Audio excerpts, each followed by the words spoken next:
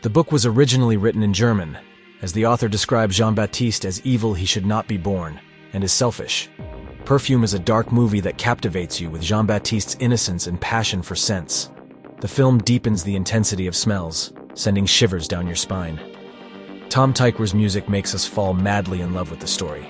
The film adaptation captured the essence of the story. The cinematographer did an amazing job of creating a sensual and captivating atmosphere. And Ben Whishaw's performance was outstanding, portraying the character as both tragic and monstrous. It's a captivating and haunting portrayal. John Hurt's gravelly voice. As narrator's voice, it's a unique and special way to enjoy the story. The film's attention to detail transports us to 18th century Paris, showcasing the gritty yet mesmerizing streets.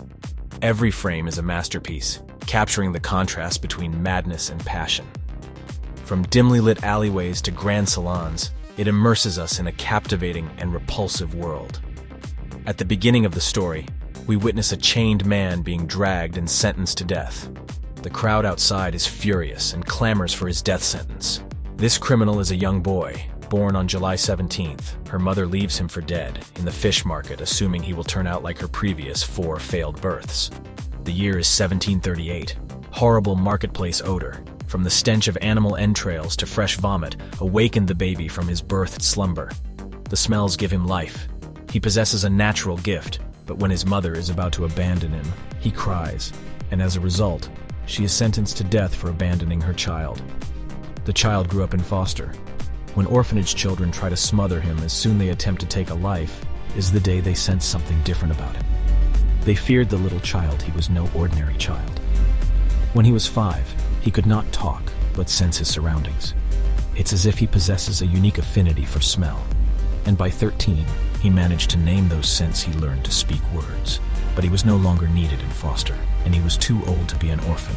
He was sold to a tannery for 7 francs. Under punishing conditions, Jean-Baptiste survives against the odds, but his life lacks fulfillment. He grows up and goes to downtown Paris to deliver skin. There he discovers the captivating world of scents. Jean-Baptiste awakens to the aroma of spices, horses, wig powder, fresh fruit, and perfumes. The city mesmerizes him. But it's the scent of women that truly captivates his senses. It's a whole new world of beauty for him.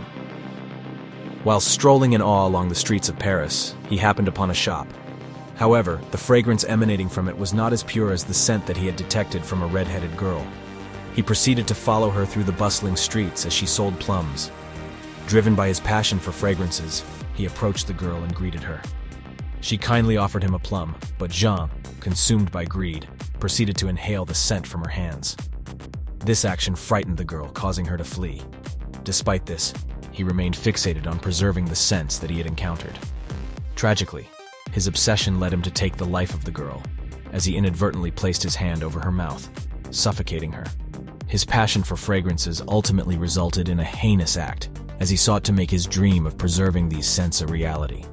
Jean-Baptiste's unconventional upbringing and lack of knowledge about love lead him to rely on his senses and instincts. To compensate for this, he seeks to capture and preserve love and infatuation through the power of scent and perfume. It becomes his way of experiencing and understanding love in his unique way. He vows to create the perfect scents.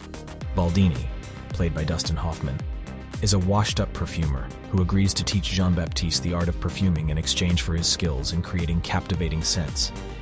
He convinced Baldini that his natural talent and keen sense of smell would help him. Their partnership sets the stage for Jean-Baptiste's journey into the world of perfumery. Like the music, perfume has its separate notes. When the notes are combined, they ring out in harmony that lasts for days. But Baldini tells Jean-Baptiste that many perfumers believe a 13th scent is required for a truly great perfume. Jean-Baptiste realizes how he will ever preserve a woman's scent. Baldini tells Jean-Baptiste about the method of enfleurage, on the condition that he leaves him behind 100 perfume formulas. So he left for Grasse, the home and origin of the perfuming craft, just off the French Riviera. In the wild, he finds shelter in an almost scentless ancient cave, far away from his sensory-inspired obsession. There he realizes that he has no odor of his own. He has no existence. He is nothing. In Grasse, Jean-Baptiste initially engages a prostitute to participate in the enfleurage technique, but when she refuses, he resorts to violence. Through enfleurage, he discovers how to capture a woman's scent in perfume, and even realizes the scent can attract the prostitute's dog. It's a dark and intriguing turn in the story. Each time he captured a woman's essence to make a fragrance, he had to take her life. Once she was gone, no one, not even him, could replicate the scent.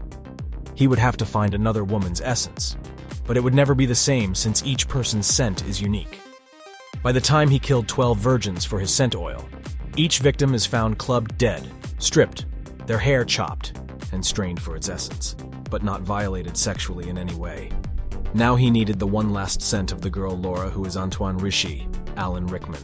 Desperate to protect his innocent daughter, they flee, but could not go far from his nose. With the element of Laura's death, he completes his perfume. Jean-Baptiste was known as the Walking Death, as those who opposed or used him met their demise. However, during his execution, he appeared with a fragrance that immediately transformed the executioner and the people who once reviled him into seeing him as an angel and a deity. It was then that he realized that he would never be loved for himself, so he dosed himself with fragrance when the last drop falls on the Paris ground. It gives a sublime message that is the reason why Paris is called the City of Love, since it has the last drop of the scent, and the scent makes you feel love or have the feeling of love. Everyone at the market felt that their actions were purely motivated by love.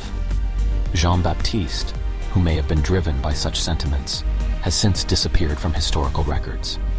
Some viewers appreciate the thought-provoking themes and philosophical meanings embedded in the narrative, while others find it unsettling and disturbing. Overall, The Perfumer, The Last Murderer, is a film that challenges its audience to confront the darker aspects of human nature and raises important questions about morality and the nature of evil.